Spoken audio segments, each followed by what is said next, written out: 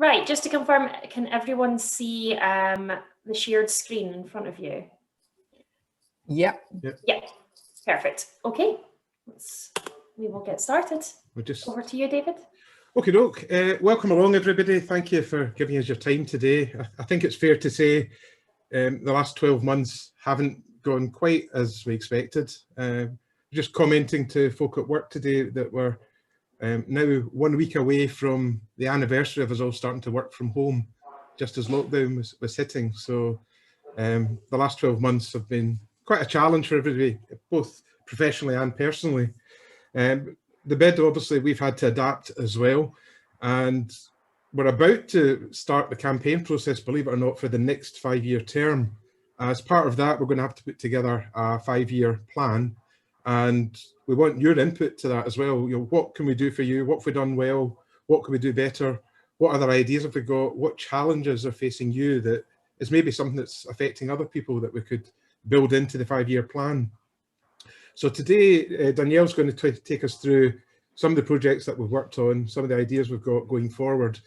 And as well as looking for your ideas, if you'd like to get involved in making things happen, we'd love you to volunteer. We've always got room on the board for new members. And if you'd like to get involved, whether it's a case of you can bring some expertise, some knowledge, maybe you've just got a good network of people and organisations, we'd like to hear from you. So as I say, I'll hand over to Danielle shortly, but first of all, I'm going to hand over to Keir Stevenson, who is the Place Development Manager with Stirling Council. Yeah, thanks for that, David. So, yeah, as David said, I'm the Place Development Manager with the Council, working the Economic Development Communities team. I think I've probably met a few of you on the call over the past couple of years, so I don't really want to say too much. I think Danielle's got a presentation to go through on the projects and some of the progress that the bids made in the past year or so, and what the plans are for the future. So I also sit on the board of Go Forth Stirling as the council's representative director as well. So I think from our point of view, it's really good to see some of the progress that's been made. And despite, as David said, it's been a very tough year for everyone, particularly local businesses. But I think the bids certainly in the last year has made a lot of strides in developing projects, particularly the amount of funding, external funding that the bid has brought in, and that should be one of the strengths of a business improvement district, is it can access funds that the council and businesses and others can't. So certainly the first couple of years of the bid, there wasn't a huge amount of that, but it's been really pleasing to see that that's been done over the past couple of years. And we are working in the council, we are working very closely with Danielle and Yitka on a number of these projects. And again, that's how it should be. But what I will also say is that there is a significant amount of challenge that the bid is making in the council. Things never go smoothly in towns and city centres. There are constant housekeeping challenges, which I think may well come up today, and I think we all recognise them. So we work very closely with Danielle and Yitka on raising these issues on behalf of the businesses to try and improve the trade environment in the city centre. So we will pick up things with colleagues in waste services and street cleansing, for example, and licensing. So again, that's another aspect of the bid that has progressed quite a bit in the past year, and particularly the past couple of months. So yeah, I think just from my point of view, it's good to see the bid making great strides over the past while. So I think that's really just over to Danielle now. Thank you. Thank you very much, Keir and David. Hi, everyone. So for those of you that have not met me, hopefully there aren't very many, because I'd like to think I've met everyone.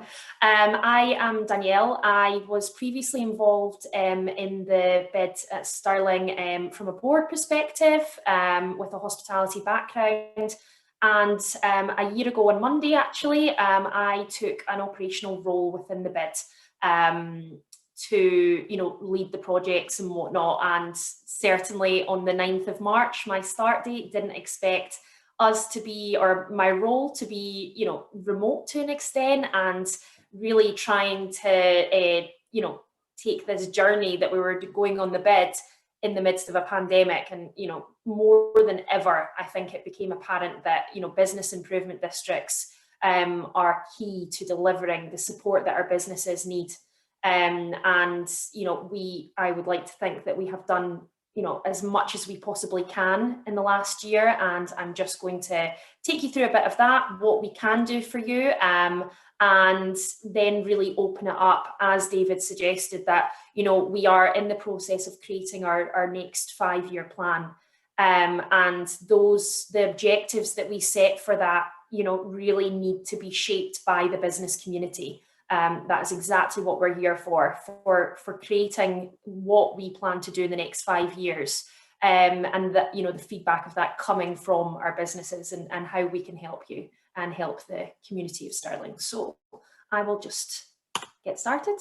So for background, for anyone that isn't entirely aware, I'll just run through these parts, the formalities really quickly. So Go Forth Stirling was formed in summer of 2007 after a positive vote. That then gave the bid a 5-year term from the 1st of September until the 31st of August 2022, which is next year. The aim of bid is, of course, for us to deliver projects that improve the trading environment of the bid area for the benefit of the businesses, their customers and visitors, of course. So it is our intention to go for a renewal ballot, which we intend to hold in the first or second quarter of next year.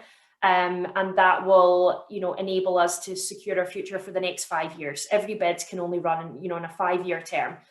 So very shortly, we will be starting to plan out what we intend for those 5 years.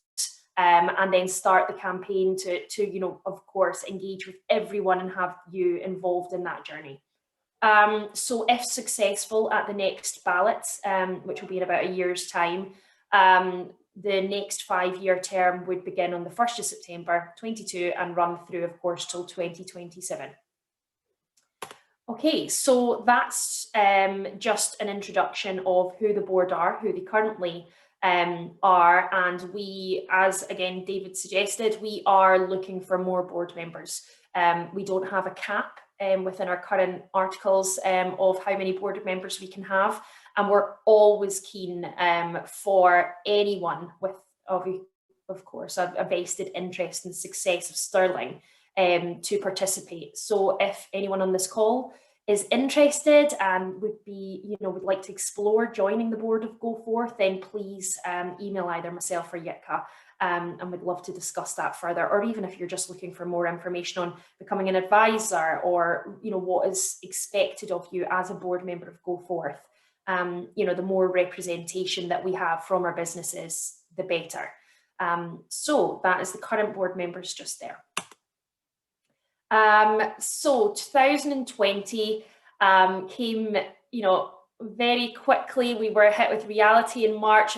We were hit, as you all were, in a really difficult situation of the pandemic, and what we can do to support you. And we had to make some really fast decisions into almost, stopping what we were currently doing and, transferring that into pandemic-related support. So the infographic that you can see there that has been shared on our social media and whatnot is where we went with 2020 and what our key priorities became beyond what was originally set out in the business plan for that 5 years.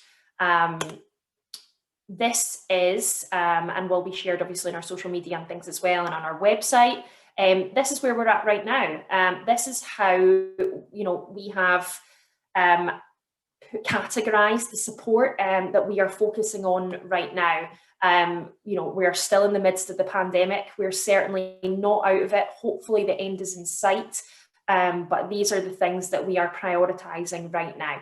And you can have a look at that in a bit more detail rather than me reading it out to you all right now. And when we share it on our social media after this meeting. So for background, the Go Forth bid levy is set at 1.25% of rateable value of a premise. The threshold for Go Forth's rateable value contribution is £10,000 and above. So there's 604 businesses within the geographical map that you can see on the right hand side there. The yellow outline highlights exactly what is the business improvement district. The key location of our retail or hospitality or, traders businesses, the concentrated area of that. So within that area, there are 604 businesses, and we, the decision of go forth prior to the inception of the company and prior to the first vote was that only businesses above £10,000 rateable value would contribute towards the levy. So therefore, there's 165 businesses below the £10,000 that do not contribute, but obviously benefit from the bid. So for financial year 1920, last year, at the start of the pandemic, we were obviously halfway through that. We made the decision as a board to reduce levy by 50% for all businesses, regardless of rateable value, location, sector. Effectively, we then, decided that from March to August, because August 31st being the end of our financial year, that we were halving our levy, that we were not charging any business for that period. We felt that it was the best and quickest way we could, catapult into supporting the businesses, and to fill that gap in funding. We then went out in search of alternative funding sources, and I'm delighted to say we actually achieved in the last year £94,000 of alternative funding sources and grants provided to go forth over and above the bid levy, and that's great, because all the money, we are of course not for profit, so all money that is accumulated is reinvested. So to be able to achieve an additional £94,000 allowed us to provide that bit of breathing space for the businesses and remove the charge for that initial 6 months of the pandemic, and allow us to keep going and delivering PPE and all the things that I'll introduce you to in a few seconds. So our financial year ended 31st of August, and this year that we are currently in, the 2021 financial year, we made the decision as a board, or the board, made a decision as part of the company, that we would give 100% reduction of levy to all businesses below the £51,000 rateable value.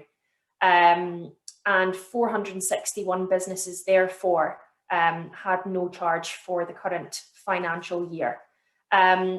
If any business wants to discuss that in more detail, I'd be more than happy to do so, but that's just basically a bit of an introduction in case you're not already aware of the decisions we have taken with regards to levy. Currently, we are the only bid in the country that has made a reduction, especially to this extent, in light of the pandemic, and we felt it was a priority for our businesses to make a decision on that basis. But happy to discuss individual billing or rateable values and things with any business individually. Please just contact me separately after the meeting. Okay, so the e-commerce initiative. Last summer, we developed a grant scheme that was designed, I've just clicked off the wrong slide, sorry, was designed to help businesses either start trading online or develop their existing online activity. For example, businesses in Stirling can use this grant to create their first website, improve the design of their current website, introduce new features, improve their e-commerce, or obviously, rather than having that entirely focused on retail, you may wish to, as a hospitality premise, for example, or health and beauty, introduce booking systems or invest in search engine optimization. Or even look to, within that being a digital grant, look to employ the services of, marketing experience or social media experienced companies that can help you really develop your business. So if anyone's not already aware of the e-commerce grant scheme that we have, please contact us. We would love to be able to help you with that. Also, it's just notes at the top there that Wi-Fi is completing in 2021.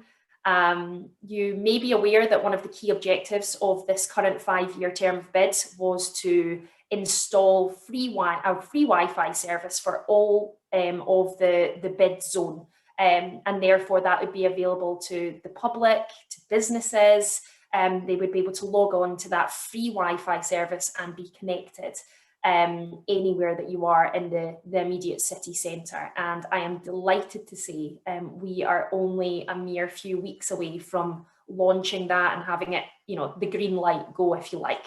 So it's our hope that when restrictions ease and we are able to welcome footfall back into the town, we are desperate to do so, that we'll be able to welcome them by also offering free Wi-Fi throughout the city centre. So that is hopefully will be seen as a huge achievement, because it has been no small feat to be able to bring together all the moving parts and contractors to be able to provide that coverage.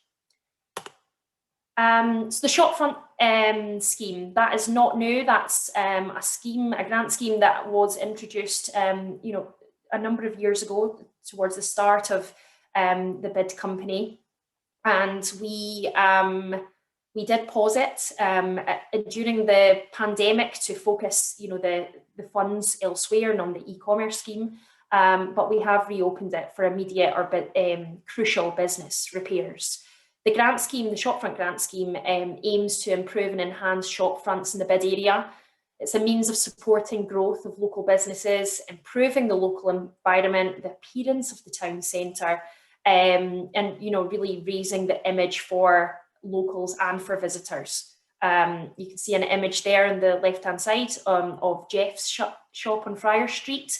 The shopfront improvement scheme has been used where businesses have had their window smashed and damage made, and that is a huge cost for our smaller businesses that we have been able to quickly deliver a grant to help that with, or improve the aesthetics of the shopfront, as you can see with Jeff's there, with the flower installation, or even help with necessary repairs such as painting or guttering, etc. So if you have not already been aware of the shopfront scheme and you think it could benefit your business, again, please get in touch. We would love to be able to help you with that. The business directory. The business directory was, one of the first things we set up, last April, May time. We decided, and I'm sure individually, personally, you got yourself in that situation at the start of lockdowns when you said, what's open, what's available, where can I eat, who can do click and collect, what services are available to me. So very quickly we made some improvements to our website and introduced the business directory. We hoped to have, and I believe we currently have, all businesses in the Levy district advertised, if you like, on there in a directory set by business sector or category. This, obviously, our Go Forth website is predominantly for the businesses that are levy paying or within the Levy district. So it's a B2B site rather than a consumer site.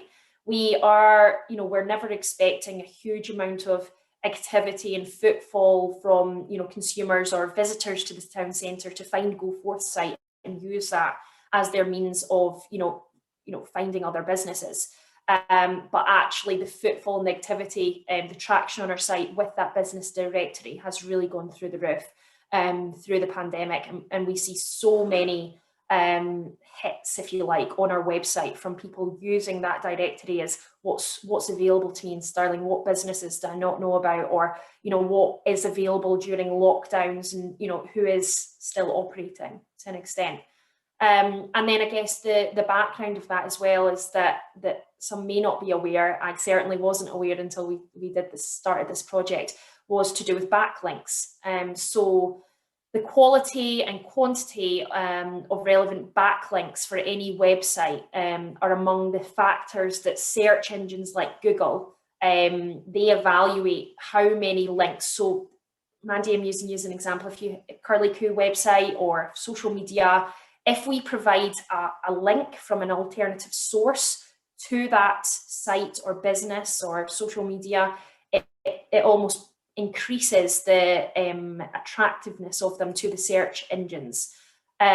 So, when you search restaurant in Stirling, that, you know, some people pay a lot of money for search engine optimization, but another important factor that, you know, the likes of Google decide which businesses appear first is how many backlinks they have, how many other sources link to that individual website and whatnot. So the business directory, although it's a very useful tool to help, you know, advertise businesses and find out what's there, it also provides an additional service by providing additional backlinks to your site. So please go on our directory, double check the content that we have uploaded is correct, that it links you to the right places, that it either links to your website or your social media or any online presence that you may have, because I do think these additional links to your individual businesses can help increase your exposure on any search engine.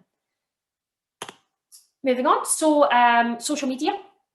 We have been trying our very hardest. I'm sure you're all aware there are only 2 employees of GoForth, and Yitka takes full responsibility for all things social media. So please, if you have anything to advertise, share, if you've got something special for Mother's Day happening, message us at any time, no matter what you know, as frequent as you'd like. If there's something that you have to shout about, if you're posting it on Instagram, as you can see there, for example, and you are putting something on your story, tag us. It will allow us to repost it, and, you know, our following, you know, will be able to share it. All these things obviously make a big difference, but we've definitely tried in the last year to focus on businesses that are operating through the pandemic, as difficult as we know that is, additional services to just try and get the word out there on who is doing what, you know, throughout these different levels of restrictions, and just try and help you in any way that we can, while also trying to have more of a coherent brand throughout our social media. And I think that's been important, and hopefully you'll be able to see the difference that has been made on those.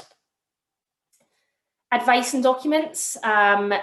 We are here as well. We have a number of businesses that contact us, even that want us to have someone independently review their insurance policy and whether it had business continuity insurance, you know, a provision for that when that was a hot topic in terms of the pandemic. Businesses contact us looking for help with risk assessments, checklists. Am I doing the right thing? I think that will come to the forefront again as restrictions ease and we start the reopening phase again, hopefully in the next month or so. You know, am I doing the right thing? Am I ticking all the boxes, or so to speak? So if you're unsure on anything, or you think there's something that we can provide, templates for customer notices, anything related to COVID or beyond, please send it our way. If there is advice that you need with regards to HR, etc., you know, we're linked in with a number of partners and legal professionals and whatnot that we can hopefully obtain you some more advice prior to you immediately going out and you know, spending a considerable amount of money seeking that advice. So please let us know if there's something that we can provide to help you going forward, and especially at the reopening phase, risk assessments and whatnot, I'm sure will fill you with dread going forward, and we can help with these things. So keeping Stirling safe. At the last reopening phase, we created a campaign, if you like, around our PPE provisions. So keeping Stirling safe was the message that we wanted to promote. We delivered 1,200, and I think that might actually be around 1,500 now, items of PPE to the immediate businesses in Stirling that needed them. If you need any PPE items like that, again, floor distancing, you know, social distancing stickers, etc., please let us know. We'll put an order in. These are the kind of things that we would love to be able to help you with, of course, to save you the cost. And also, I think, on the whole, another important factor that we wanted to, by introducing so many items free of charge, we wanted Stirling to have quite a coherent message, and you know, so many businesses obviously in panic mode, rightly so, we're looking for social distancing stickers and screen guards and, you know, different ways of displaying the safety messages. So by almost flooding the businesses with as many items of this sort that we could, we were able to have, you know, quite a coherent message throughout Stirling in terms of the safety, that you weren't going from one shop with one message to another with another look and brand. And our partners, you can see on the right hand side there, our partners at the Thistle Centre adopted the same branding that we were using.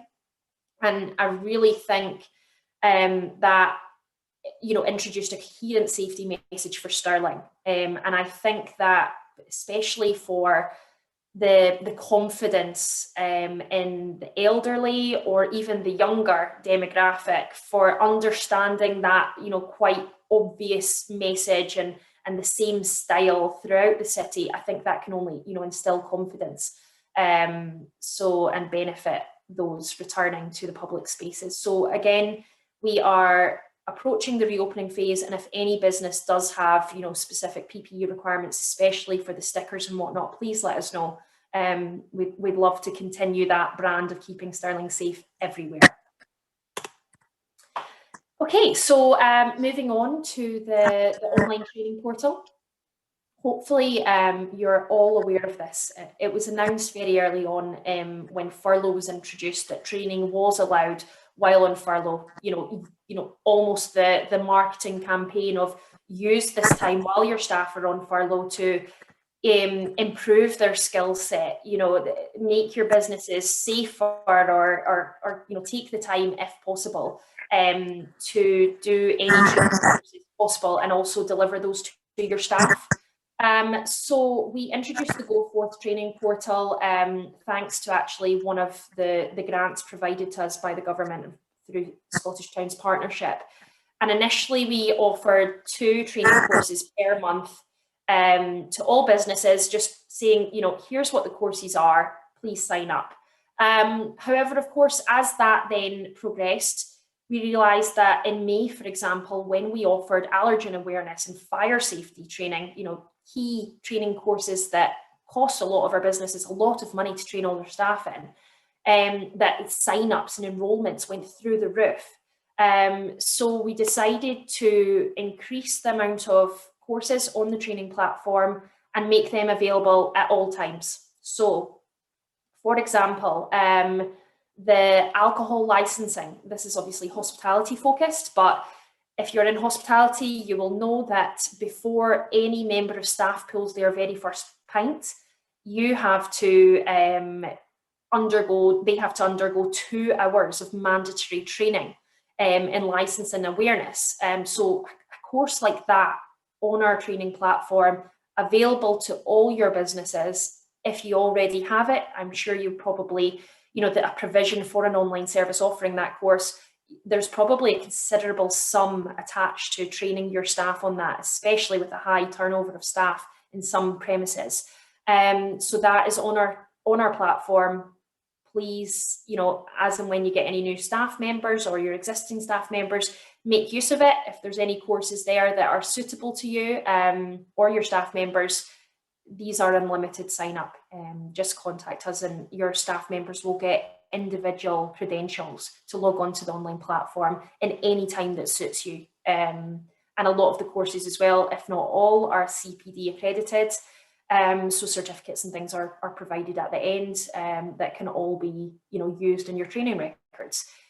There are a lot of courses not on there that may be really important to, you know, your business sector.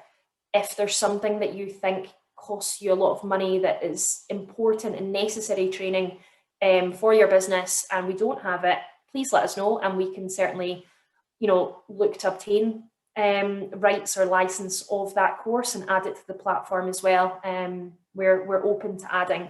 I know that a basic first aid awareness has been discussed, that it would be really useful to improving the overall skill set of every business in Stirling, rather than having individual premises only training, you know, 1 or 2 members of staff in first aid awareness because of the cost associated. If we are currently exploring if we can add that to our platform, there's no reason why every single, you know, member of staff working in a Stirling business within the bid district won't be trained in, you know, basic first aid, which I think can only benefit the town centre. Okay, so cost saving. We are partnered now with 2 companies focused on cost saving for all businesses. Non-obligation, basically cost comparison. Eyebright we've worked with for a number of years, but possibly haven't had enough engagement with Eyebright and our businesses to really offer them the comparison. And this might well be the perfect time if you have another few weeks before reopening or remobilising your business.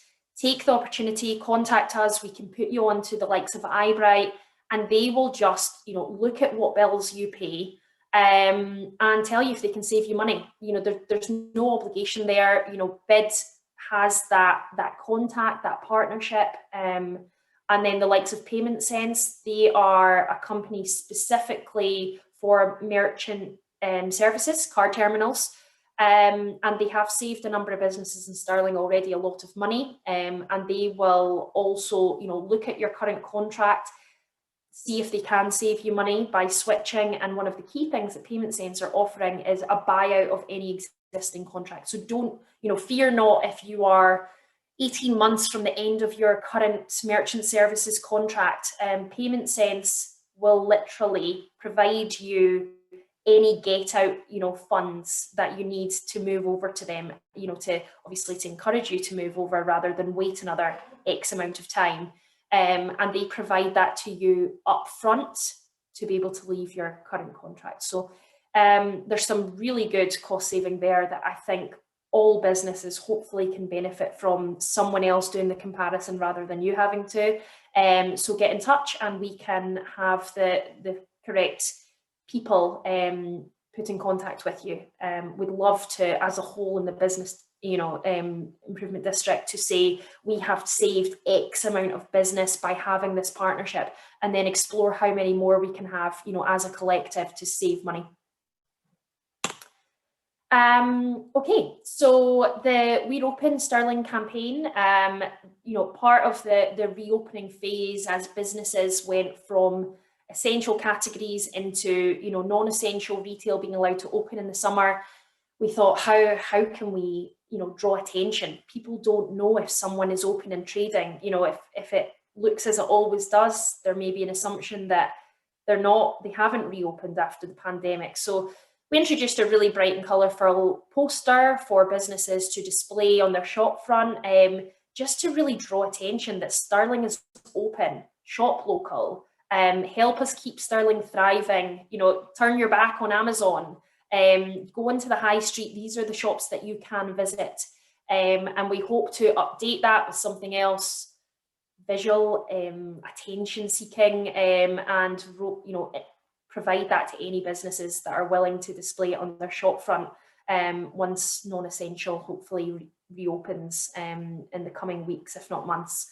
Again, if you have any feedback on that, please let us know at the end. If you think, you know, it doesn't really work, there's something else we can do to help you, you know, gain attention for footfall. I'd be more than happy to take any suggestions at all. Winter lighting. So Go Forth has made a considerable investment in the provision of additional winter lighting. The winter lighting that Go Forth has put in place is to complement the winter lighting already provided annually by Stirling Council. Of course, the role of a bid is not to replace any council service or provisions.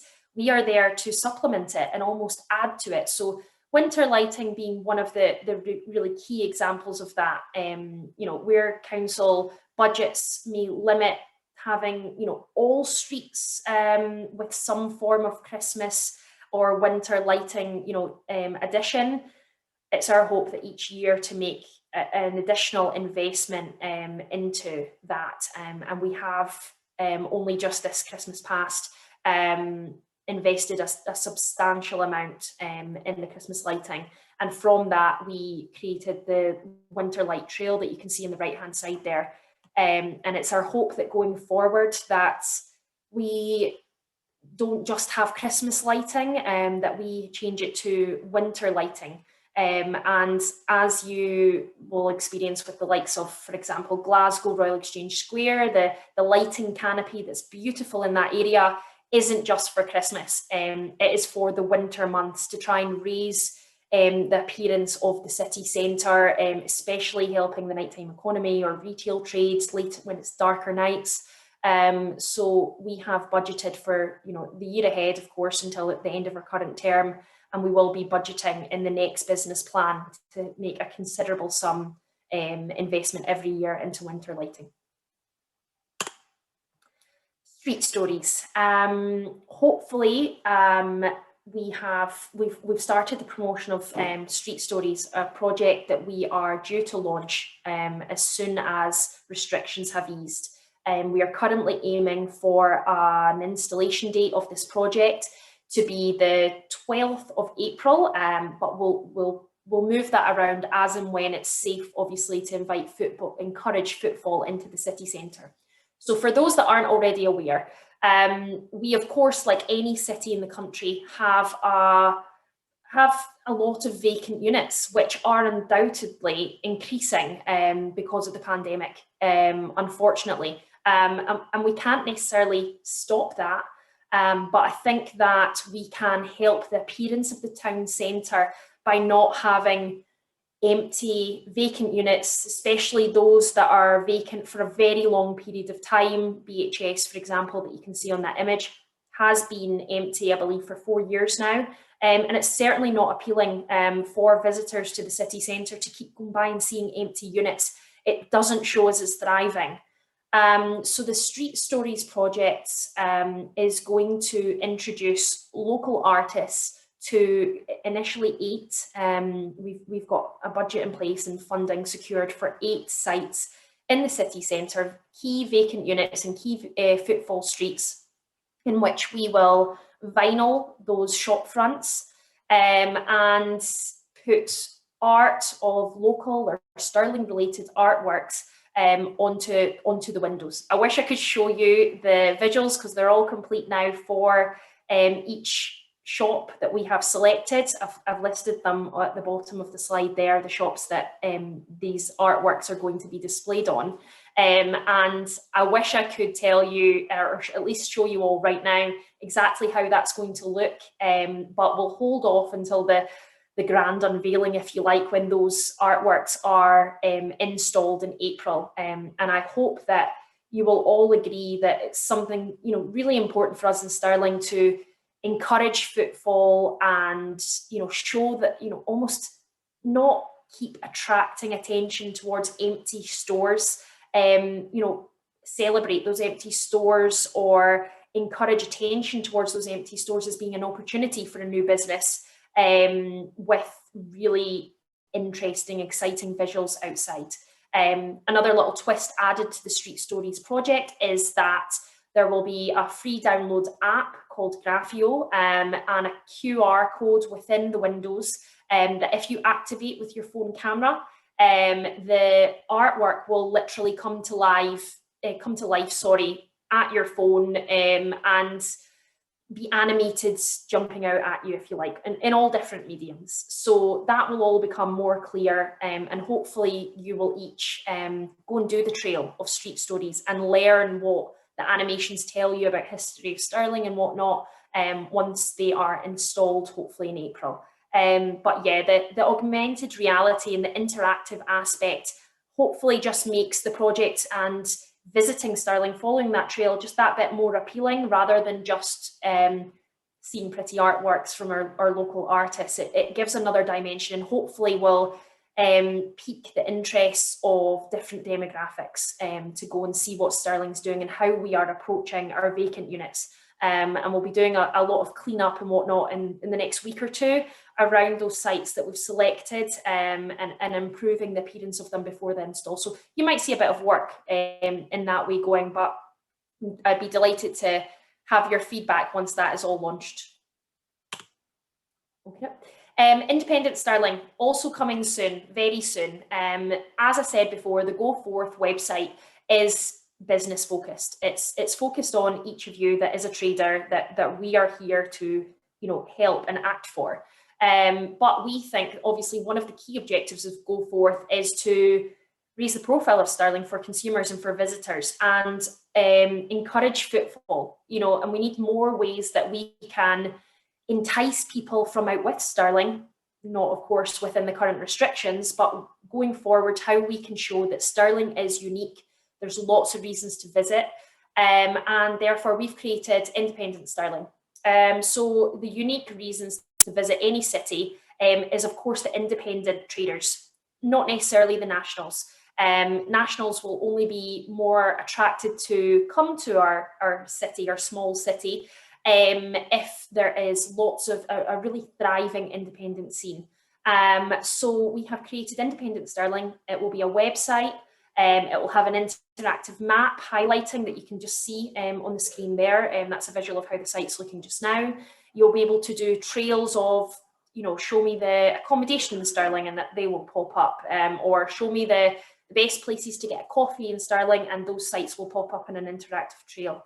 And also it will be home to blog pieces, articles, offers, anything that will showcase Stirling and the thriving independent scene that we do have, and all the reasons that you should you should come to Stirling, you should shop local in Stirling rather than elsewhere. We could all go to Marks and Spencer's in a number of towns and cities, but there is obviously a lot more special businesses in Stirling and reasons to visit. So as part of that, we will be asking all businesses that are independent in Stirling to display the I'm Independent logo on their door, and that will help visitors, see that they are supporting an independent business rather than going to a national. Perfect example of that would be, a coffee shop. You may have an artisan coffee shop next door to one of the large local, the large national coffee shop chains.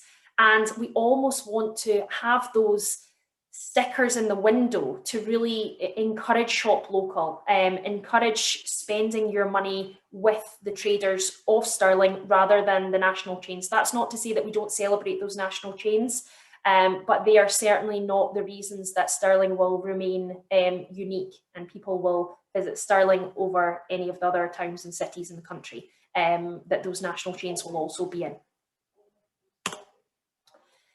So we are nearing the end, I promise.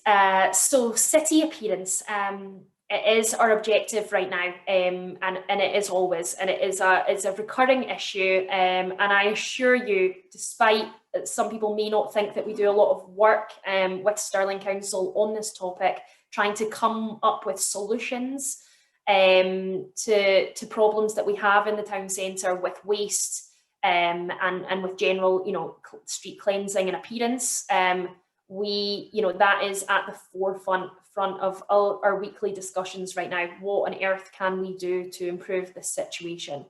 One of the small things that we have introduced in the last month is the Facebook City Centre Business closed page forum, if you like. Some of you may already be part of it, and we've introduced that so that there is a small group, a closed group, it doesn't need to be small, in which there can be a representative from every business in Stirling, and it gives you the opportunity to have a bit of dialogue, share information. You may be aware of a particular grant or situation that you could quickly put on there. We are then a conduit for helping you share that information between yourselves. But also the key reason for that business forum is to help us and help Stirling Council identify problems and recurring problems in the town centre with waste, cleansing issues, etc. If you see, like some of the images that you see below, a recurring issue with a specific, commercial bin collection supplier, or bins are not being collected as they should be in the specific windows, or there's a particular problem. We have a lot of HMO student flats in the city centre, and they may not be presenting their waste appropriately at the correct times.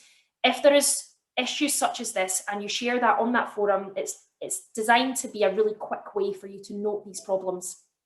And we will then go through the correct channels to make sure that that is logged with the right teams in Stirling Council in a very organised manner, so that we can be building up a picture. It's like, you know, right now we may not have at the forefront a lot of issues to do with the safety in the town centre, but the police reiterate to us often, unless it is logged with 111, we are not able to build a picture of logs, you know, recurrent logs in a specific area or situation. It's very similar with the waste. So if there is an issue, pop it on the forum. We will make sure that that information gets to the right department at the council, and hopefully then that will help us start to build a picture of where we've got the same issues recurring and help us come up with solutions. So if anyone's not already on that business forum page on Facebook, please let us know and we'll send you a link. The land train. So the Stirling land train service was suspended last March because of the pandemic. You know, obvious situations, stay-at-home orders, lockdowns, we cannot have the land train operating throughout the city centre. Of course, the land train has many positives, and taking people around the city centre. We are a historical city centre. We would love to reintroduce the land train, but right now it is unclear on whether that will be appropriate to run again this summer. So as such, we don't think that the land train service will be viable until next summer. Part of that decision as well is that we think the land train needs to be rebranded. We need to have a lot more engagement from the traders, from yourselves, on the route, on how it's being used, on the service, on the price, and really relaunch it properly to the benefit of all. So, you know, we are not bringing the land train back this year, but we do still have the land train, own the land train, and we certainly intend to do so next year, as and when hopefully we are at the back of this pandemic and it is appropriate to be encouraging tourists and whatnot to visit our city centre and use this service. Events. So in terms of events, we are obviously restricted right now, but we are still involved in sharing and, you know, almost contributing towards a number of online events like the Bloody Scotland Festival. We will do so again this year. We are always willing to contribute towards or help with events that individual businesses or specific streets may be running. Contact us if there's something that you are looking to plan and would like us to help with or contribute towards. But one event that we are looking to do and we have planned in is the Brick Live event. While the immediate situation of having events and having footfall encouraged into the city centre is unclear, we are planning a Brick Live event with the Thistle Centre contributing towards that as well, for Halloween. So keep your eyes peeled. A lot more information will follow, but just for background, Brick Live is Lego on a huge scale, and we hope to introduce that all over the town as a trail and really give something for families to bring their kids to in the city centre, visit the businesses on their way around this amazing Lego trail, and something to do in the school holidays, because, you know, we don't necessarily maybe have enough in the school holidays offered for families to bring their kids to, and why encourage them only to go to the larger cities that we are close by. So keep your eyes peeled, and we will be announcing Brick Live coming to Stirling very soon. And that is all from me. Thank you so much for everyone's patience. I do have a habit of having these presentations going for an excessive amount of time. I'm sure all the board members will agree. Unfortunately, our meetings are in the evenings and I can often see them all getting very hungry while I'm still rabbiting on. So this is just the opportunity for you to feedback. Criticism is welcomed, any points that you may have, or suggestions for our next midterm. The floor is open, and we'll give that the next kind of 10 minutes or so, unless no one's got anything that they want to say.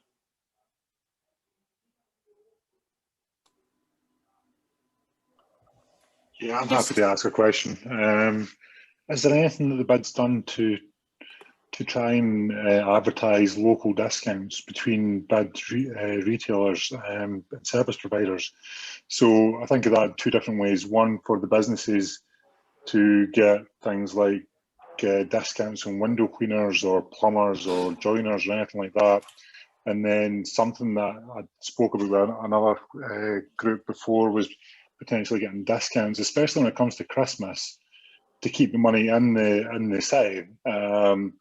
So, for example, you may say I've got 10% offer on X, Y, or Z, but you need to be in the bid group or something along those lines that then encourages people to go into a website or an app and then visit that retailer. Hi, Scott. Absolutely. And I think that is certainly something that we need to do more of. We will always share if a particular business or organisation has an offer that they bring to our attention that they want us to share with our database, social media, etc. We will always share that as much as we are able to. But I think in terms of actually having something set up as a platform for that, the business forum, if it is really B2B, the business forum is a great place to add these things, add the suggestions if it is a particular discount or offered or opportunity for businesses. Engage in that. It is obviously only new. We, as I say, it's something that we have not done enough of. But in terms of that, especially coming up to Christmas, one suggestion that we have got right now it's not necessarily to do with individual offers, but is a Stirling gift card. It's been discussed many times. There is a lot of other business improvement districts getting so much incredible feedback from having a city centre focused gift card that may work in line with independent Stirling. A Stirling wide card that people can purchase, and I would love to be able to present something like that. But again, there is a large cost involved, so we would really need to take that to the traders and just confirm that there is an appetite for that, and that they think that it would be, that they would certainly welcome it in their own premises and be part of the scheme. And if that is something that's well received, then it's certainly something that I'm quite keen to include in the next business plan going forward. But yeah, use that business forum, send us anything if there's offers, anything business to business, please send us, or if there's anything business to consumer, please share with us, social media, etc. We'll put it out wherever we can. Thank you. Can I ask one more question before passing on? The Wi-Fi is launching in the town centre. Is there any opportunities to advertise on the Wi-Fi? On the landing page where you have to enter your details, is there anything that local businesses can put into that? Possibly. There is. If you wouldn't mind, I'll take note of your question on that and come back to you. Right now, the Wi-Fi service, as of 11:30 today, I've finally got the date that we are going with. And you can imagine, I have literally not even come to what that page is going to look like. I just know that we are going to have Wi-Fi, and finally it's going to work, and everybody is all the right contractors are doing all the right things. So possibly there may well be. I'm aware that some of the other city centres that have a free Wi-Fi service of this sort do advertise on that landing page. So there may be opportunity there, and if there is, let me come back to you, and if that's okay in the coming weeks, just to everything. I don't want to almost jinx it. Get that live, and then if there's opportunity to advertise on it, I will definitely share that with the traders and yourself. Okay, thank you. Thank you. Any other questions? I don't see any.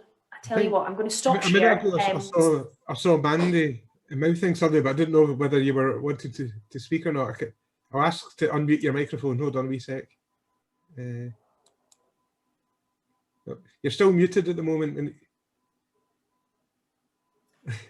Mandy, it's just the bottom left button, the microphone. I just need you to press that one. That's it. That's you. I've done it. No, I was just going to say thank you very much for the PPE in the very difficult times. It was really, really helpful. And also Stirling Council were very, very helpful during the beginning, sorting out the grants and making the payments. Such a stressful time for us all. So I am very grateful. Thanks, Mandy. Yeah, just to note on that basis, in terms of Stirling Council's it would be very easy for us to go, oh, we've done lots of things and that's great, but Stirling Council really throughout the pandemic has been such an uncharted territory and been really difficult. And what we have learned and would like to celebrate as well, that Stirling was actually one of the first to issue those initial grants. We were the first local authority to actually deliver them into the bank accounts of businesses, and that's comparing with all the other business improvement districts. And then from that as well, the framework for the more recent funds, Stirling was one of the first as well to deliver that. So hats off to the team there. They have definitely gone above and beyond, and it's always easy to criticise, but when Stirling has been one of the first actually to deliver money and support to businesses into their bank accounts, definitely think that needs a mention. Yeah, they were good. Anyone got anything else? Any questions or points you want to cover? Oh, right. Leslie Hunter's got a hand up. Hi, Leslie. Sorry, Leslie, you're on mute as well just now.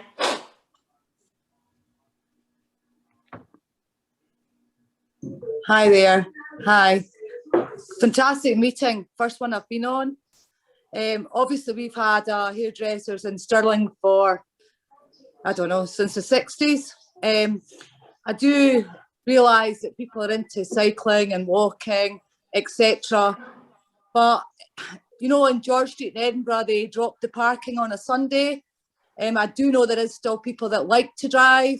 Is it a possibility that the centre would do something like that for maybe one day a week where we could get, you know, clientele in again? I think something they would look at. Yeah, Leslie, that's definitely worth us having discussions with obviously Stirling Council and with our partner at the Thistle Centre. The Thistle Centre throughout the pandemic, don't quote me on the exact dates, but in that key phase did actually have free parking all day, but of course it wasn't advertised for good reason, but it was there and available. So I dare say there may be, the centre is now under new ownership as of December, but there may be scope to discuss with them any opportunity with regards to parking, and I can certainly Kieran and I can take that conversation forward to the council as well and see if there's something extra or even a bit of research into what the other towns and centres that surround us have done with regards to parking in that reopening phase, and maybe see if there's something we can do. I completely agree with you on that topic. I mean, I'm all about shopping local, but I do obviously realise that with the internet, it's progressed 10 years, you know, ahead of itself, and it is a worry, you know, with the footfall in Stirling. You're absolutely right about the rubbish. It's a gripe that we have got on a daily basis. And the footfall is definitely not there. You know, people have got into the habit of shopping online. I do have a lot of clients that are into cycling, into walking. I'm into it myself, but you know, there is people that want to take the car, and it's a problem in Stirling. They're like, it's too expensive to park. Can't get parked. You know, so it's just something that I would like to get on top of. You know.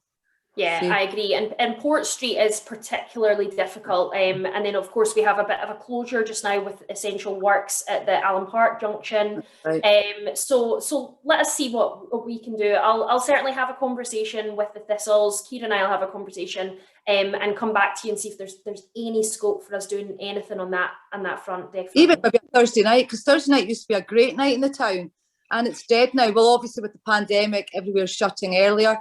It used to be one of our busiest nights, but there's nobody about now. You know, it's all changed. You know. Yeah, so I can add into that one, Danielle, David. That's good. So there was an initiative. I'm trying to remember. There was an event a few years ago that there was an approach from the bid to consider free parking on, I think it was a Saturday. And there's free parking on a Sunday anyway. And from recollection, there's free parking in the city centre after 5, or is it after 6 at night? But there was a weekend where we did promote that, and I'm sure the Thistles come in on that as well. So I think the council would be happy to look at any initiatives around about that. But I think there's also the bit of trying to promote what's there already. I think in terms of the charges, yeah, it's nowhere near the level of likes of Glasgow and Edinburgh. I think it can be ridiculous what you pay in Glasgow and Edinburgh, but I know we're not comparing like to like there. So yeah, I think just as Danielle said, I think again it's back to that Facebook forum. If there are suggestions like that, then that's certainly something we can take to the team that manage car parking and also the elected members. So yeah, I think anything that encourages and promotes the city centre, then it's accessible, is good for businesses and good for increasing the footfall. So yeah, happy to look at that. I mean, they are putting a lot of money towards cycling, and I totally get it, understand it. But that's great when you're maybe in a pandemic, but when you've got to get to work, got to get certain places, it's, you know, it's just not feasible for a lot of people to cycle, you know, and they seem to be wanting a lot of the cycle lanes just now and opening up, but it's not feasible for a lot of people, you know. Yeah, I agree. And then just to pick up your comment there about the waste as well, Leslie, if you could use that forum and comment, you know, obviously Port Street especially has a lot of HMOs as well. So if you comment on that, we will then go and do the formal process of logging it, and that hopefully will make these things be reported a lot quicker and easier from your perspective. Yeah. I mean, I have to say, like, I have learned so much today. It's been absolutely fantastic. I can't thank you enough. I mean, when you were talking about the courses, the first thing that came to mind was the first aid, because that is you know, like obviously a big gripe with, obviously we put our staff and our team through first aid, but it is very, very costly. So that would be a fantastic one. If you could get first aid on, would be amazing. But everything you've covered, I didn't know a lot of that, of all the things that you do, you know, like with websites and stuff. In fact, your presentation was fabulous. I can't thank you enough. Amazing, absolutely amazing. Thanks, quite Leslie. Excited. You've got me teed up.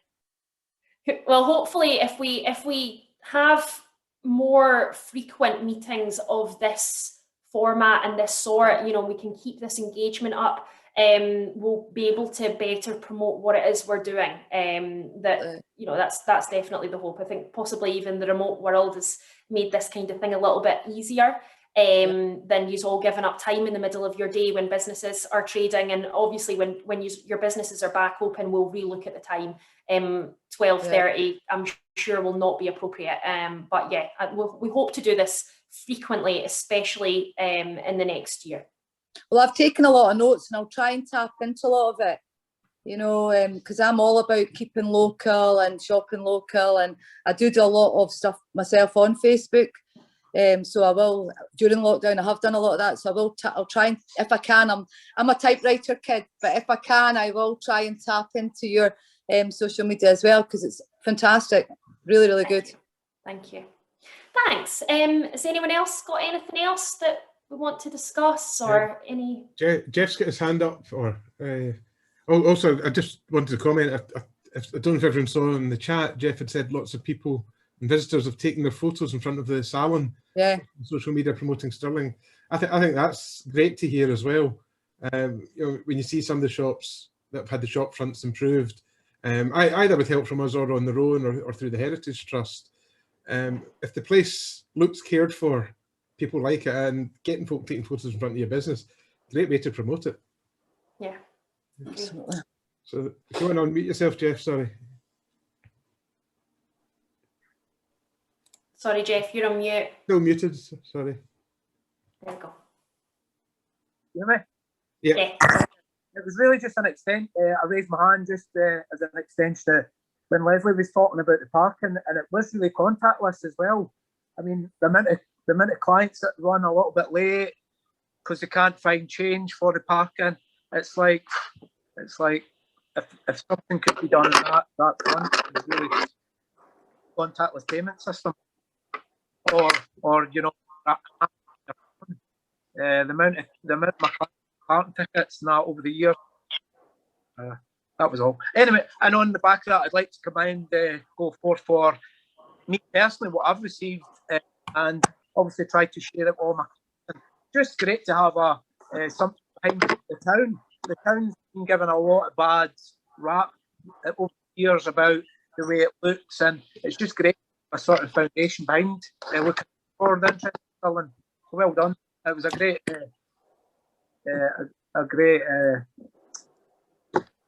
what's the word? By yourself. Thank you. Presentation. Thanks, Jeff. I appreciate that. So yeah, Ringo is the payment system that a lot of town centres and cities introduced to their parking, and I know that Falkirk did so about. Definitely something that we'll go and take discussions on after this as well, and see if it's remotely possible, feasible, what's involved in that. Kieran and I'll have a separate chat on that. Thank you. Yeah, thanks, Jeff.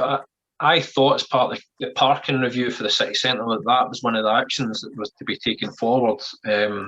So yeah, we'll pick that up. But I was sure, but I would agree with you in that. I used to go down to the Renegade gym in at the back of Upper Craigs, and the amount of folk that used to come in there saying this is ridiculous, that in this day and age we can't just use contactless and that kind of thing, that you have to make sure you've got the right change for coming in. And it goes back to Leslie's point as well about, does that put up a barrier to coming into the city centre? So it was definitely one that was being considered as part of the car parking review. So I'll get an update on that and what the plans are. Thanks, Keir. Okay, Scott, you've got your hand up again. Yeah, sorry for monopolising it with the questions. One of the things that's a big consideration for me now is recruitment at speed for when we reopen. And I think for what I've seen in the news, a lot of retailers, a lot of businesses are in the process of probably having to recruit. Is there anything the BID can do to support that, so that we can get these vacancies filled at speed in the next few months when we reopen? Yeah, actually, if I could just touch base on Kieran as well, as part of the partnership set up at the very start of the pandemic, there was discussions with regards to a jobs portal. So whether it be actually even us just obviously sharing any recruitment drives that anyone is doing, of course, showing any job opportunities in Stirling is fantastic. But in terms of the actual jobs portal, let me come back to you on that. I cannot remember exactly where we got to in terms of the jobs portal. It might well be fully set up and functioning for businesses to advertise that, these are the jobs in Stirling, help us fill these vacancies. And that was going to be on the Invest in Stirling partnership website, where you find all the grant information and whatnot for Stirling, where we can direct everyone to. But if you let me come back to you, and actually even I think what we'll do is we'll put a note in because it's a very good point that I think a lot of businesses will probably share. In our next newsletter, we will provide information about how to get the word out there, whether you're recruiting for positions for reopening and remobilising, or whether you are advertising a particular offer.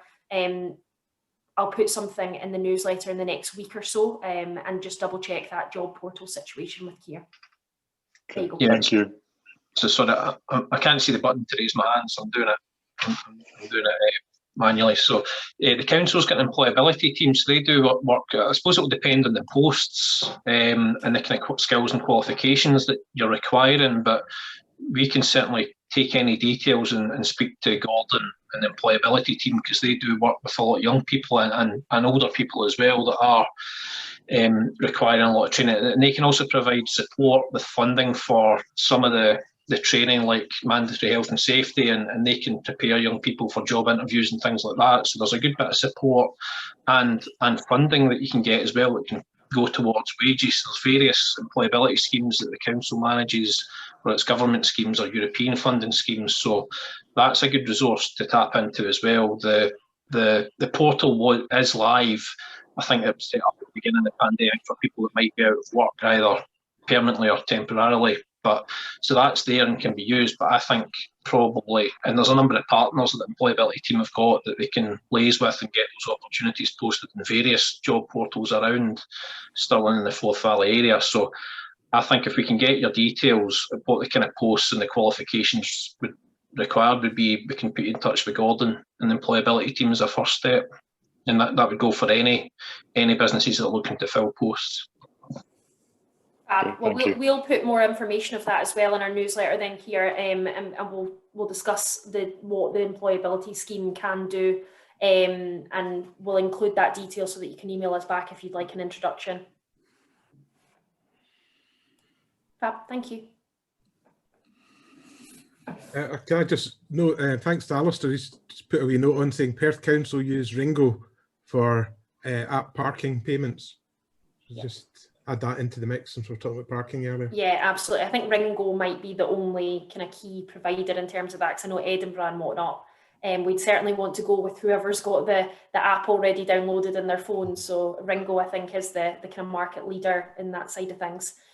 Mark, sorry, you had your hand up as well. Yeah, thanks, Daniel. This is my first appearance on here. Just to say, I'm on Papa Joe's in Dumbarton Road. I think I met Keir outside the shop moaning about the bins, and I've known the bins problem for 20 years. So your presentation was marvellous. There's very pragmatic, practical things from the bid that are excellent. We're going to use the shop front improvements. We've already had that approved. Probably take up at the website because we need a new website for the new pizzeria, which we're going to open as soon as possible. God willing, we're through the lockdown. But my view is that going forward, we need to obviously sort the bins out, but make the city centre a bit nicer. I've lived in Perth for a long time, only 30 miles away, and the town centre is much nicer. It feels more loved than Stirling town centre. I hate to say that, but it does. With flower baskets and just a lot cleaner and tidier. The bin situation is the worst problem, in my humble opinion, and it hasn't changed. Despite lots of good words from lots of good people, things don't really improve. So unless we see some sort of ambassador who's in charge of bins, who we can call, it's all very well having a Facebook page, but really just pick the phone up and get someone out. In Dundee, where I had restaurants, I still have restaurants, they have a hit squad that come out because they've got seagulls the size of albatrosses. They're up the bins to bits. So there's a unique problem up there, and well, not unique because Aberdeen's the same, but the seagulls rip the bins in the street to bits. So they have a hit squad come out right away and clear it up. We need a hit squad in Stirling. That's how bad the bins are. We need a hit squad to come out with a truck or a van and sort it right away. So that's, yeah, sorry.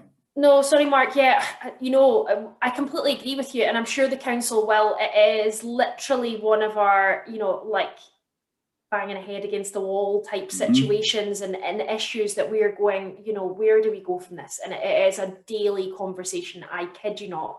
And something we need to do. And I certainly think, and it's something that even cropped up at the board discussion on Tuesday night of Go Forth, that we said it may actually even require, you know, going forward, an investment from Go Forth into supplementing the street cleaning, cleansing, waste provision in terms of, you know, do we even employ someone that's seconded to the council simply for the purpose of being on the streets every day, being on top of these bin issues and waste issues, whether they're reporting them or whether they're going about with a van and taking the rubbish that is not appropriately presented out the way.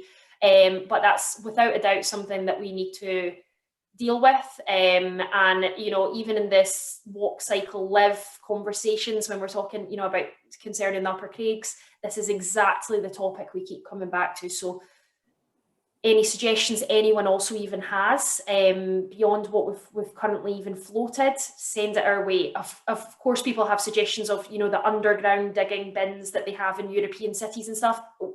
Don't think that's necessarily something that we can do in our historical city. But anything else you have, send them our way, and please use the forum to report everything, because that's the only way I think we'll be able to turn the corner in terms of proactively dealing with it. Sorry, Mark, did you have something else? Just finally, I know in Italy, they have like 2 days a week, 2 days a month, the first Tuesday and the third Tuesday of the month, they'll have a sign up in the parking area that says you cannot park here for 2 hours, and the whole street is empty of cars for 2 hours, and they come through and pick up all the bins, pick up and clean the streets and sweep them up. If we could have that in Upper Craigs, Port Street, Dumbarton Road for a 2 hour period every 2 weeks, the place would be spotless. So something that's on the sign that says that you can't park here. If you're parked there, your car gets lifted and towed away, and the place is cleaned properly. That would work, because they can get in to clean when all the cars are parked in the street. So that's one small thing. But finally, I think we're going to have a great summer. I think we're going to be really busy. I think there's pent up demand. People have saved a lot of money, and we've got a great opportunity to do business throughout the summer, and we'll have a captive audience because people ain't going to go on holiday. They're all going to go for day trips to Stirling, to Perth, to Edinburgh. We need to make hay while the sun shines. We really need to make the town centre look good this summer and go off to a flying start. That's me. Yeah. Entirely agree with you, Mike.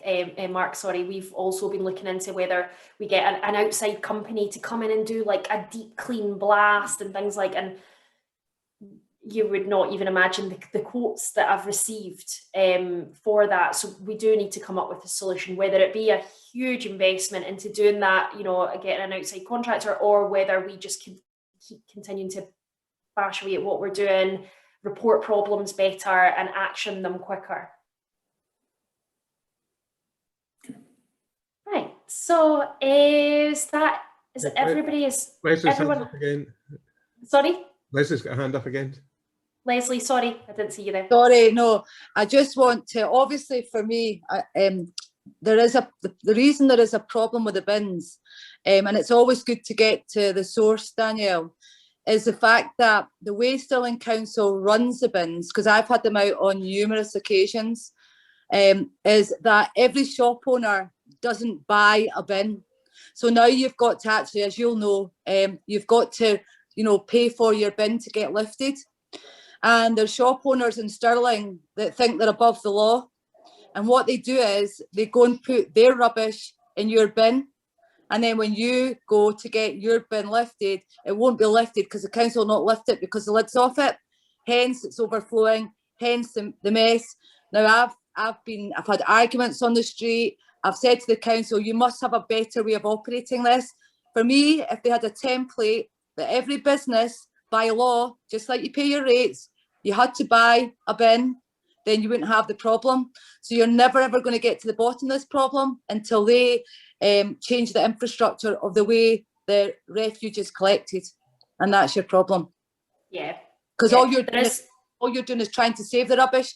You're not combating it from the source. And that's the problem. It's really naughty by the other shop owners, really naughty. Yeah, there is an enforcement team within the council I've been there. responsible for enforcing that issue. I think certainly right now there's a bit of hesitation towards any kind of enforcement for obviously, you know, good reasons. But I think even just something as simple as that forum and reporting that, so then, you know, we can get the enforcement team to go and action it, and whether we need to then work on getting proof, we can do that. I've had the enforcement team out and they've actually said to me, we can't make somebody personally buy a bin, even though they know that they are collecting rubbish on a daily basis. They can't do it. On another point, it's the same as all, you know, the boards that people put out to advertise. So you put out a board to advertise, you've got to pay for a board to advertise. It's got to be a specific height. It's got to have your sticker on it, which we do. We stick to the rules. And then you've got people all along the street with bigger boards, smaller boards that aren't paying. And again, they say they're implementing it, and within a couple of days, the board's back out again. There is no continuity or infrastructure throughout the council that makes people do what they're meant to do. Hence, that's why the streets are such a mess. Yeah. Yeah, totally take that on board. Well, I think that going forwards, let's look at the reopening of the city centre and the businesses trading to keep this dialogue up and almost keep a daily dialogue. Even, you know, if you want to phone me if you've got these kind of issues, and I can then go, if we keep, let's kind of restart how we're approaching it and how we're reporting it, and see what we can do if we can actually get any progress made in the coming weeks and months with us reopening, and we will do our absolute best, because honestly, to be able to combat now that Wi-Fi is out the way, I'm happy to stick my teeth into the waste situation. Brilliant, thank you so much. Thank I just you. make aware of the infrastructure behind it. Just that's it. Yeah. Right. No, take that aboard. And you know, the council, I'm sure, I'm not speaking for Keir or for any of the departments, but I'm sure they also will agree that, you know, we are, it is a struggle. Yeah, I think a shop should just come with a bin, and you just pay for, you know, yin and yang, salt and pepper, you pay for both. You know, you can't without a bin. So why try and steal everybody else's bins? They laugh at the salon, a daily gripe. But I think that's kind of what we're trying to do at the moment, Danielle, isn't it? Is that if we attack the bins as an overall issue for the whole of the city centre, we're never going to be able to get really into the root problem, and it will be different in different areas. Some areas it might be it's the main historic part of town. There's no place for storage. It might be the issues that you've raised there, Leslie. It could be residents that aren't adhering to the windows. So I think what we're doing rather than attacking the whole city centre is looking at where the main issues are in certain areas. So Mark's talked about Dumbarton Road. So these are some of the issues, but it's about getting that understanding of what these issues are, and then we can attack that with the waste team, with the enforcement team and all the rest of it. So getting that feedback is really useful on even a street by street basis. So that's the approach we're taking, isn't it, Danielle, at the moment? Yeah, entirely. Because Port Street's got flats in it, and I think because there's shops underneath, I think the shopkeepers are trying to be fly, thinking I'm not going to pay for that because I know there's a tenant up the stairs. It's got a normal bin, so why should I pay? I don't think they get the concept. They're running a business, and that's what business is. You have to pay your bills. You know what I mean? That's the problem. And Again, I think if we identify, sorry, here. I was just going to say, so that intelligence, we will feed that into enforcement teams if there are feelings that there are recurring issues there. I know you said you've been to them, but if we can, myself and Danielle, collectively can keep on at the enforcement team to say, look, this is a recurring issue, this isn't going away, and we know timings and different and actual, if you know people that are doing it or addresses that are doing it, it's something we can keep on top of rather than it being yourself that's spending your valuable time going directly to the enforcement team. So again, that's what I guess we're trying to do now a wee bit more of. Yeah. Perfect. Thank you. Yeah. Just to echo that, I think what we've had today is, taking Port Street, for example, issue Port Street bins, when actually we'd much rather be able to start preparing and compiling a report broken down into, it's not just bins being an overall issue, it's what are within that, what is being reported, whether it be, specific shops being the common, denominators of the problem and shops not therefore using the correct bins, or is it HMO flats not presenting waste properly? I think to just blanket it that, Port Street has a bin issue is we need to be more specific if we're going to correct it. 100%. I think, I would comment from 19 years I spent on the local community council, and just getting information from folk like yourselves that are on the ground is invaluable. It's one thing if we say, oh yeah, the street's dirty or there's antisocial behaviour problems, blah, blah, blah, but you're there, you know it, you know the specifics. And if we can collate that, it gives a bigger voice and paints the picture better, I think. So it's really useful. And that was I found what you said just now really interesting, just to hear that perspective. Thank you.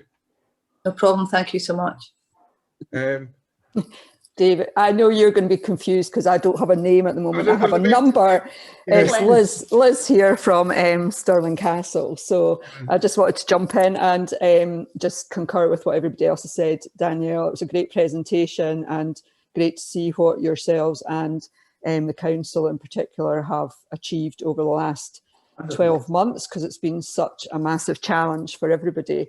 I don't want us to open up another conversation just now about tourism, etc. as well, but I do think everything we've talked about today has been really important for the image of the city as well. But as things move forward and you start to prepare for your next bid, just want to maybe have a bit more of a chat about how the return of visitors can benefit the city of Stirling as well. I mean, we've been through these conversations over the years. We don't have a crystal ball. We're not anticipating a fantastic year this year because a huge percentage of our visitors are from overseas, and the sort of travel restrictions is going to have an impact. But anything that we can do to work with you guys would be really welcomed, advice in the two ways. The final thing I just wanted to add was if I could get a quick 2-minute chat with you and Keir at the end, because as you're aware, we're very keen to pay our levies, even though one of our properties is below the threshold, but we're not finding it very easy to be able to do that. We've got a 3-week window in which we can put another £1,000 in your pot. but if we miss that 3-week window, then that £1,000 will go missing. So I just think it would be really good just to, can we find a way around that, because every penny's a prisoner for you guys at the moment. So yes, thank you so much, Liz. You're already on my list. I've already come up with a solution. It's fine. We'll have a chat on that, and I wanted to have a chat with you about Brick Live and getting a dragon and Lego or something up at the Castle Esplanade. So that'd be great. Okay, brilliant. Thanks. Thanks, Liz. Can I thank all of you for giving us the time today, for all the questions, and also just for listening. Also, I'd like to give my thanks to Danielle and Yitka. The amount of work that they do is just unbelievable. I feel at a loss as the chairman of the board. I do nothing by comparison. I sit there and say, right, you talk, and try and pull things together, occasionally bang heads together. But the real work is done by Danielle and Yitka. So I'd like to thank them. And also just a reminder, some great ideas have come out tonight. This afternoon. You're on the street, you know what's happening in the area. If you've got any ideas, just continue to feed them to us. If you'd like to get involved to a greater or lesser extent, as I said, we are looking for board members. It doesn't need to be too onerous. We generally have a meeting once a month, at the moment virtually. But we're always looking for folk that have got expertise in an area, or whether you know the street, whether you know everybody that's got a business within your street, whether you've had various issues, or just whether you've got a good network of contacts. We want to hear from you. It is your bid, despite the fact we're running it. It's your bid ultimately. So unless anyone's got any more questions, just like to thank everybody again. Take care. Hopefully we'll get a chance to visit all your businesses in person quite soon. And happy lockdown anniversary next week. Thank you, David. Thanks, everybody. Yeah, just to echo that, and also just really to put the spotlight on Yitka. I am, of course, very yappy in these kind of situations, but Yitka really does everything behind the scenes and is our business engagement officer. So, you know, she really is physically there despite lockdown. They give us a row, it's essential purposes. She is on those streets every single week and can tell me every single thing that is updating or happening and keeping an eye on things. So please contact either myself or Yitka if you need anything. Yeah, please get in touch. Okay, thanks everyone. Thank you. Great, we'll just stay on with you.